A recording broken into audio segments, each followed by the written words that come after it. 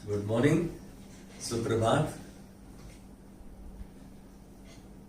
मैं महसूस करता हूं आप सब ठीक ठाक हैं। प्रभु का धन्यवाद। आज एक और अवसर, एक और मौका प्रभु के सम्मुख आने का, जो करना छोटी सी प्रार्थना के द्वारा हम प्रभु ईश्वर के सम्मुख आए। प्रभु धन्यवाद देते हैं आज की सुबह के लिए, इस सुंदर दिन के लिए, इस सुबह इस अवसर के लिए। आज के दिन में प्रभु जैसे हम अपने आंखों को तुझ पर टिकाते हैं, अपने आप को समर्पित करते हैं, तेरे हाथ में देते हैं। इस समय को, तेरे वचन को तेरे हाथ में देते हैं। तेरी पवित्र आत्मा हमारा आज अगुवाई कर रहा है और हम प्रभु आज तेरे वचन के पढ़ने में, तेरे वचन के समझने में, तेरे वचन के चर्चा करने में और तेरे वचन से निर्देश पाने में आज हम सक्षम हैं, क्योंकि तेरी आत्मा हमारी अगुवाई कर रहा है। हम इस सब बातों में तेरी महिमा को देखते हैं, यीशु मसीह के नाम में। आमेन, आमेन, आमेन। आज हम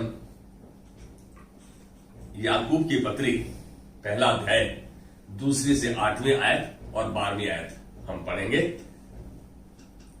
विश्वास और बुद्धिमानी।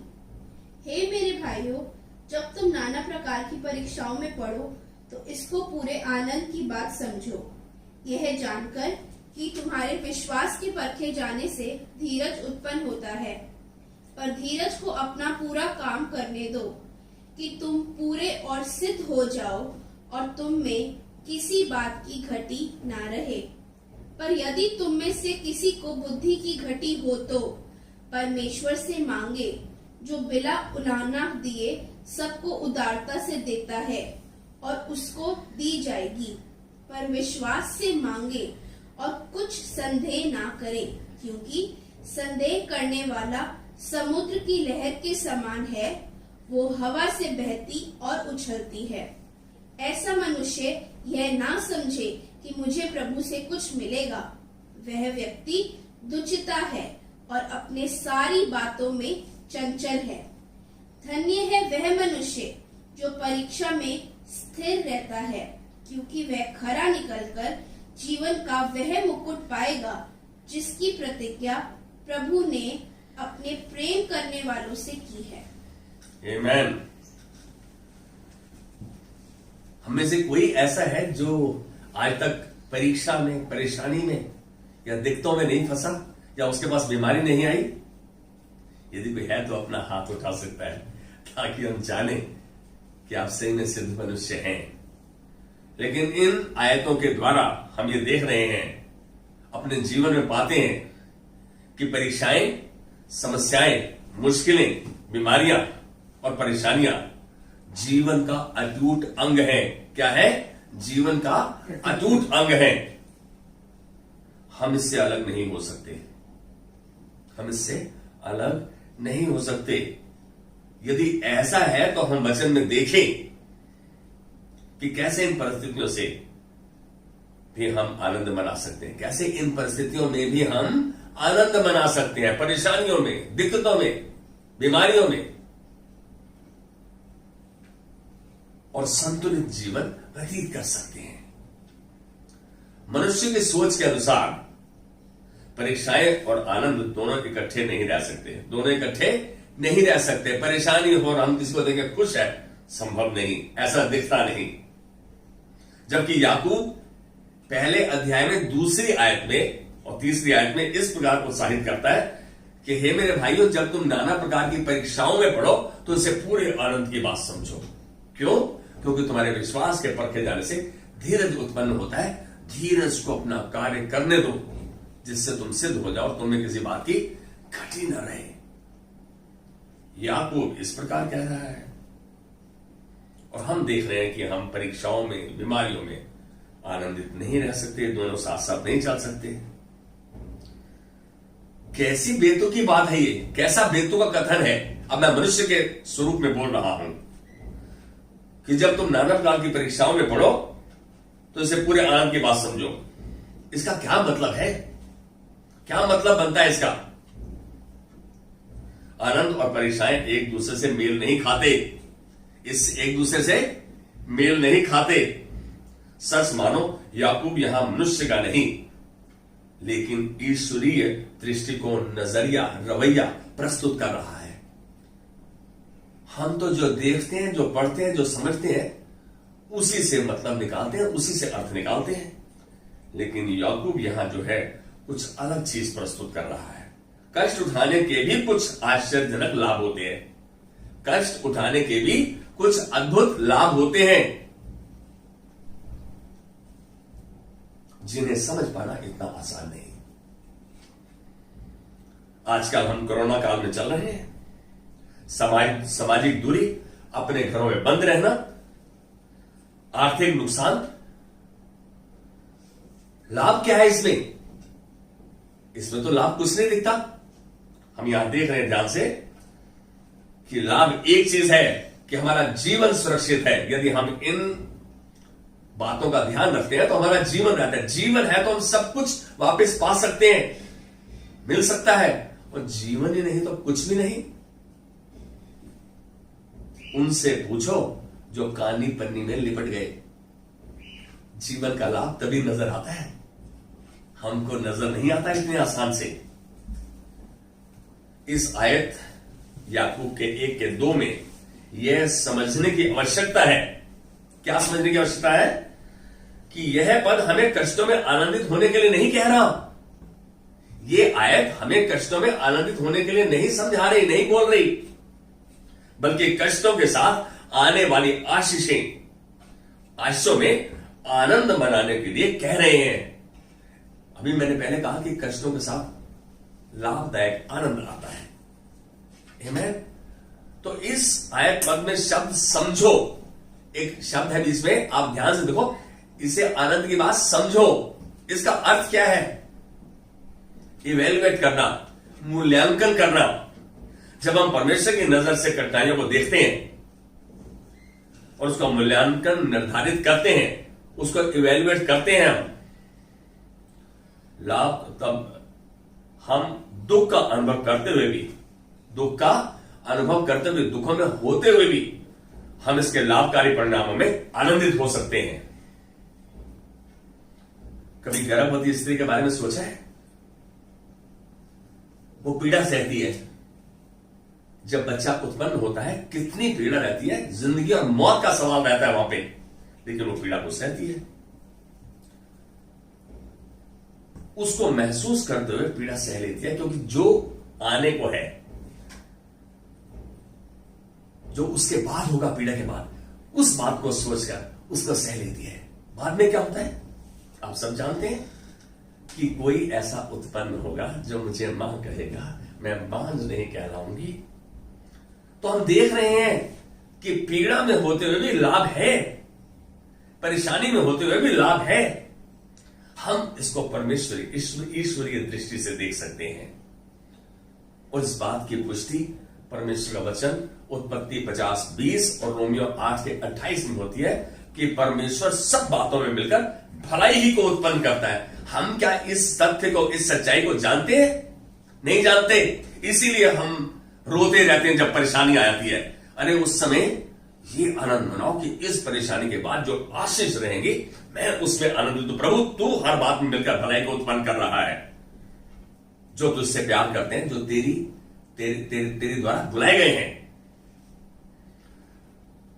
यहां हम देख रहे हैं कि मनुष्य के नजरिए से तो परीक्षाएं चोट पहुंचाती हैं। मनुष्य के नजरिए से परीक्षाएं चोट पहुंचाती हैं, और परमेश्वर के नजरिए से ये हमारी सहायता करती हैं, हमारे लिए लाभ को लेके आती है, हमारे लिए बेहतरी को लेके आती है। हम इस बात को नहीं जानते, लेकिन इस बात को जानना आवश्यक है। हमारा नजरिया, हमारी सोच तभी बदलेगी जब हम परमेश्वर के नजरिए से वचन को पढ़ेंगे, देखेंगे और समझेंगे। ये आशीषें जो विश्वास करते हुए परीक्षाओं से गुजरने पर हमारे लिए प्रभु ने रखी हैं, प्रभु ने रखी हैं। ये निर्भर करती हैं कि ऐसी परिस्थिति में हमारी प्रतिक्रिया, हमारा रिएक्शन, हमारा रवैया कैसा है। हम ये नहीं कि जिस समय परेशानियां आ गई, जिस समय बीमारियां आ गई, उस समय रोने लगे। हम जाने कि प्रभु सब बातों में मिलकर भलाई को उत्पन्न करता है। हमारे लिए बेहतरी को लेकर आता है, क्योंकि यह विश्वास के परखे जाने का समय है। जब आपके पास परेशानी आ जाए, जब बीमारियां आ जाए, जब मुश्किलों में आ जाओ, तो आपके विश्वास के परखे जाने का समय है वो। अब ऐसे समय के लिए हमें परमेश्वरी बुद्धि की आवश्यकता है। क्या आप मेरे से सहमत हैं? ऐसे समय में हमें परमेश्वरी बुद्धि की आवश्यकता है, जिससे हम आने वाली आशीषों को सामने देखते हुए आनंद मना सकते हैं, अपने आप को नॉर्मल रख सकते हैं, अपने आप को खुश रख सकते हैं। यह जाने की परीक्षा के समय में परमेश्वर का उद्देश्य क्या है, परमेश्वर का मकसद क्या है, उसकी योजना क्या है, कोशिश करें। इसीलिए हमको ऐसा उत्साहित किया जाता है, हम वचन पढ़ें, वचन को समझें, वचन के साथ जुड़े रहें। सच में यदि हम संघर्षों से लाभ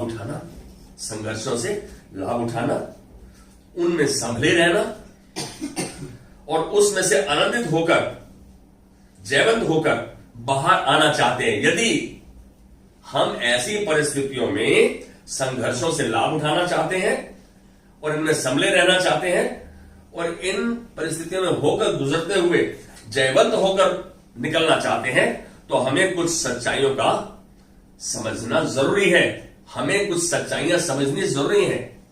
और वो सच्चाइयां क्या है, वो प्रभु के वचन से ज्यादा कौन समझा सकता है। प्रभु ने अपने वचन में हमारे लिए बहुत कुछ रखा है। हम कोशिश करें, देखें, प्रभु के संपर्क में रहें, उसके साथ जुड़े रहें। वो हमारी मदद करना चाहता है।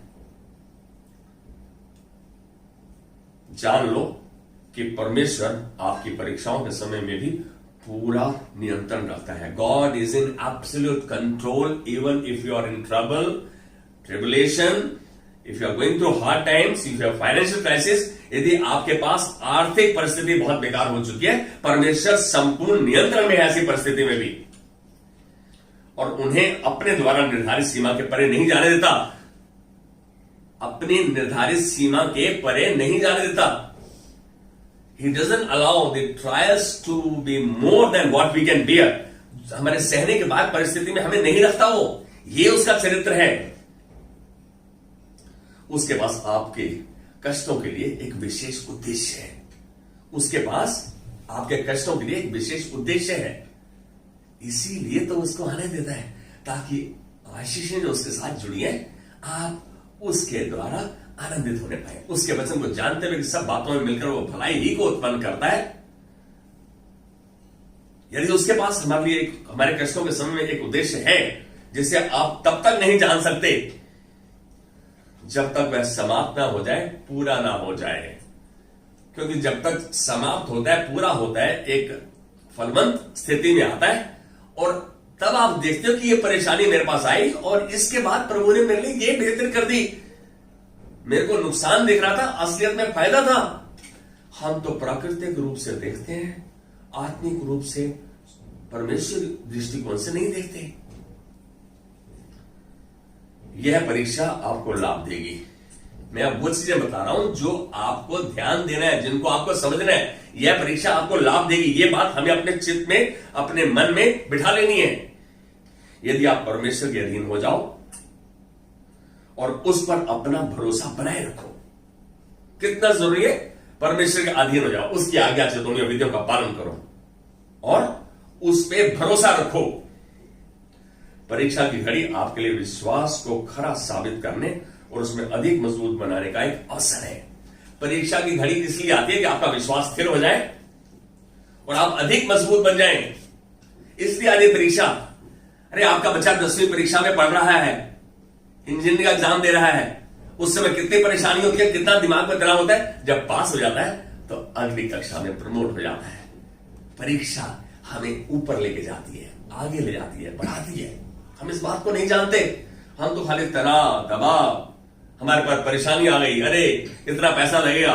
परमेश्वर ने हमारे लिए सब कुछ जुटाया है, हमारे जीवन के लिए और धार्मिकता के लिए सब कुछ जुटा दिया है। हम इस बात को जाने, जो उसकी योजना वो उसको हमारे जीवन में और जीवन के द्वारा पक्का और सफल संपन्न करेगा। जब आप ऐसे अधिक दबाव को ऐसी शक्ति और आनंद के साथ झेलते हैं, ऐसे दबाव को शक्ति और आनंद के साथ झेल लेते हैं जो हमारी समझ के परे है, हमको ऐसा मालूम होता है, जब आप परमेश्वर के वचन के साथ जुड़े रहते हैं, जब आप परमेश्वर की सच्चाई को पकड़ लेते हैं, तो आप झेल नहीं पाते हैं। आपको शक्ति भी देता है, शांति भी देता है। तो प्रभु आपको संभालने वाली सामर्थ को संसार के सामने प्रकट करेगा। यदि आप इन बातों का ध्यान रखेंगे तो परमेश्वर आपको संभालने वाली सामर्थ को संसार के सामने प्रकट करेगा कि कैसे उसने तुम्हें परेशानियों में भी निखार दिया है, कैसे उसने तुम्हारे को बाहर निकाल लाया है। परमेश्वर आपकी परेशानियों का उपयोग, परमेश्वर आपकी परेशानी को उपयोग करता है, उसका इस्तेमाल करता है, आपके चरित्र को मसीह की तरह निखारने में आपकी सहायता करेगा। परमेश्वर आपके चरित्र को निखारता है, ऐसी परेशानियों में से ले जाकर मसीह जैसे चरित्र में निखारता जाता है। परमेश्वर आपके साथ चलेगा परीक्षाओं में भी, परेशानियों में भी, दिक्कतों में भी, आर्थिक दबाव में भी परमेश्वर आपके साथ चलेगा। क्या आप उसकी बात मान रहे हैं? क्या आप उसके साथ चल रहे हैं? क्या आप उसकी बात को समझ रहे हैं? क्या आप मनन कर रहे हैं? क्या आप उससे वादा करें, प्रभु मैं तेरा कहा मानूंगा, कुछ भी क्यों ना हो जाए। परमेश्वर यही तो चाहता है, वो हमसे वादा चाहता है, हमसे चाहता है कि हम उसके साथ इस बात को, उसको आश्वासन दें, उसको पक्का करें, अपने मुंह से अंगीकार करें, प्रभु मैं तेरा कहा मानूंगा, मैं तेरे कहे में चलूंगा, कुछ भी क्यों ना हो जाए। हम तो, मुझे कहते हुए थोड़ी परेशानी हो रही है, हम तो सहूलत और समझौते का इस्तेमाल करते हैं। जब हमें सूट करता है तो हम कर लेते हैं, जब हमें नहीं करता तो नहीं करते। मैं आज एक बात कह रहा हूं, परमेश्वर के वचन का पालन करो, उस पर चलो, उस पर विश्वास करो, उसकी बात जो हो, परमेश्वर सब बातों में मिलकर भलाई को उत्पन्न करेगा। पवित्र आत्मा ऐसे समय में आपको इसे झेलने और इसमें विजय होकर, इसमें जयवंत होकर बाहर आने में आपकी मदद करेगा। पवित्र आत्मा आपकी मदद, क्योंकि आप वचन के संतुलन में चल रहे हैं, इसलिए पवित्र आत्मा आपकी मदद करेगा। यदि आप इन सिद्धांतों को मानते हैं, इस सिद्धांतों को जानते हुए मानते हैं, इन पर चलते हैं, तो वो आपको आपके जीवन में कठिनाइयों का उत्तर देने के लिए तैयार करेगा। आपके जीवन में, आपको आपके जीवन में कठिनाइयों का उत्तर देने के लिए तैयार करेगा, आपको सक्षम बनाएगा, आपको इस लायक बनाएगा कि किसी समय भी आपके मुख से उसका उत्तर निकले। ऐसा रवैया और नजरिया परीक्षाओं के कारण होने वाले नकारात्मक नुकसान को खत्म करेगा। ऐसा रवैया, ऐसा एटीट्यूड, ऐसा नजरिया परीक्षाओं के कारण होने वाले नकारात्मक नुकसान को खत्म करेगा, क्योंकि आप प्रभु के वचन के साथ जुड़े हुए हैं। आपको नुकसान दिख नहीं रहा, आप तो खाली, परमेश्वर ने कहा कि वो सब बातों में मिलकर भलाई को उत्पन्न करता है, आप उसकी ओर नजर टिकाए हुए हैं, आप उसके वचन पर विश्वास कर रहे हैं, इसलिए आपके लिए ऐसा होगा। ऐसा करने से आप दुखी और निराशजनक होने के बजाय अद्भुत शांति व आनंद का अनुभव करेंगे। जब प्रभु के कहना मानेंगे, कहने पे चलेंगे, तो आप अद्भुत शांति को अनुभव करेंगे। चाहे आप कैसी भी परिस्थिति में होकर क्यों ना गुजरे हो, निराशाजनक परिस्थिति आपके लिए नहीं रहेगी, क्योंकि परमेश्वर आपकी परिस्थितियों में, सब कार्यों में, सब बातों में भलाई ही को उत्पन्न करेगा, क्योंकि आप प्रभु का कहना मान रहे हैं, आप उसके साथ जुड़े हुए हैं, उसकी सामर्थ आप तक आ रही है जब आप जुड़े हुए हैं, और अपने वायदे को सिद्ध करेगा, पूरा करेगा, संपन्न करेगा।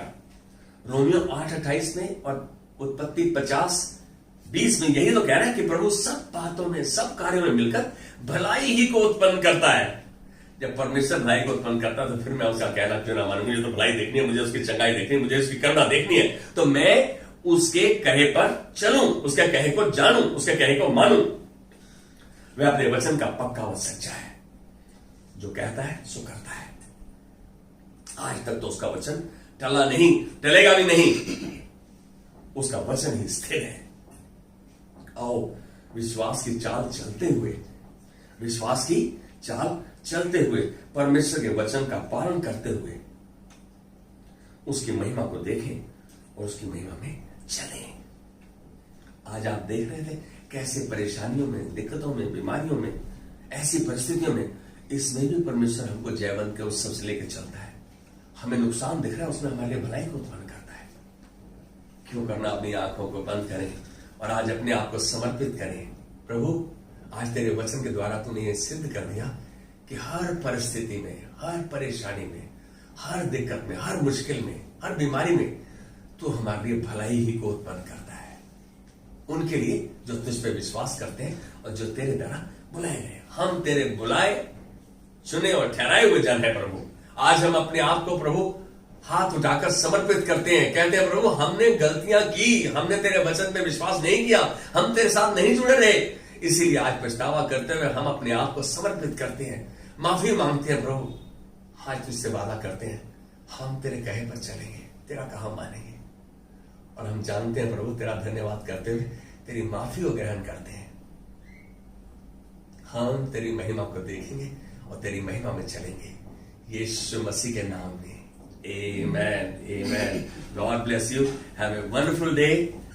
And I'll ask you, मैं आपसे कहूंगा कि इन वचनों पर ध्यान देकर पढ़ें, मनन करें और उनको अपने जीवन में लागू करने की सामर्थ परमेश्वर से मांगें, क्योंकि वो देता है, बुद्धि का दान देता है, बिगर उलाहना दिए सबको देता है, आपको भी देगा।